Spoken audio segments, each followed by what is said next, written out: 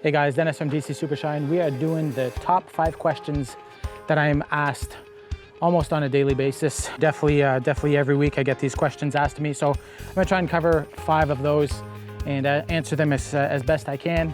If you guys have any other questions or comments you would like me to cover in the next videos, please comment below and we'll go through that as well. Number 5 would be, do I use acid? The answer is basically no. Very rarely I will use it on diamond plate. So if a diamond plate's very, very bad or highly oxidized, I will use acid on it before I sand it. Sanding diamond plate is doable, but extremely time consuming and difficult. So I also have some high strength discs that I will use on diamond plate that's fairly rough, but sometimes it's so bad that you need to acid it before, clean out all the pores, and makes the polishing process a lot easier. Number 4 would be, how long does it take me to polish a tank or a rim? Well, that's a loaded question because it depends. It depends on many things. It depends on experience. It depends on what you're using, the products you're using. Are you using a 3,500 RPM as opposed to a 6,000 RPM? You know, it depends on all of those factors. So for me personally, a rim that's off the truck, sanded and polished, can take anywhere from 20 to 30 minutes. Sometimes it takes over an hour if it's really bad and requires more sanding. So it depends on the person. Number 3 is sanding. So when do I sand, when not to sand, what grits do I use, all that type of thing. Again, it depends on the aluminum. You know, if it's in good shape, sometimes you can get away from sanding. You know, it doesn't always require sanding. I'd say on a flat surface or on a tank, 90–95% of the time I will sand anyways because you get better results. Sometimes you can look at the aluminum and it doesn't look like it needs it, but you start polishing and it does. So, you know, grits to use, again, it's the same thing. It depends on how bad it is. If it's really rough, I start at 180, move my way up, 320, 400, 600, and 800. 800 or 1,000 are basically the same, just depends on what's available. I was having a hard time to get 1,000 grit there lately, so I've been using 800. So number 2 is tight spaces. How do I get in there? Tops of tanks, you know, on the ends of boxes and tanks, sometimes they're so close together that you can't fit a buffer in there properly. So what are some of the methods that I use? The main method that I use is by hand.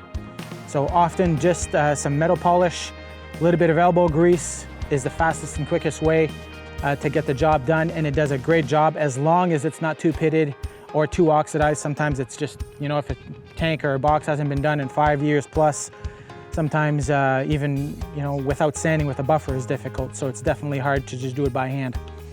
So I have different methods that I use. The main one is I just take used pads that I've already used from polishing other things. They become smaller and I throw those on my 3,000 RPM. And a small pad like this can get into some of the some of the tighter spots. I take the handle off and it gets into the tighter spots a lot easier.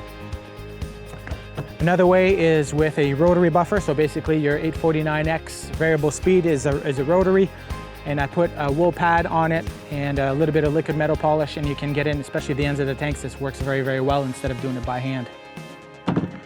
And then the other way is with a drill. So there's all sorts of little pieces like this, or different attachments, different sizes that you can use. This has a little, it's more like a Scotch-Brite, so it gives a little bit of sanding first before you polish. I don't use these too often. They don't work quite that well. I don't know if you can get a little bit closer, but for some reason, if they would make this in a hexagon shape where it doesn't spin inside the drill, it would work way better, because as soon as you put a little bit of torque on these, it just spins anyway. So it just spins right inside the drill and basically does nothing. So if you're applying light pressure, these things will work. But as soon as you start applying a little bit of pressure where you require some torque, they don't work very well. So I have a bag full of these things, and I've had them for years. I don't use them very often. But they will work in some applications if it requires light pressure. And the number 1 question is maintenance. Once my truck is polished, once my tanks are polished, what do I do to maintain it? What do I do to keep the shine? It's pretty simple. The number 1 thing is wash your truck. Keep it clean. Get the road debris off, the salt off. Lime dust is very, very bad as well for aluminum. It oxidizes extremely quickly, especially if you go into a quarry and there's a bunch of lime dust, and then it's raining that day and everything just sticks to your aluminum and it stays there for extended periods of time, it just eats away at the aluminum. Same thing for salt. So washing your truck once a week, for example, makes a massive difference. It helps a lot to maintain that shine.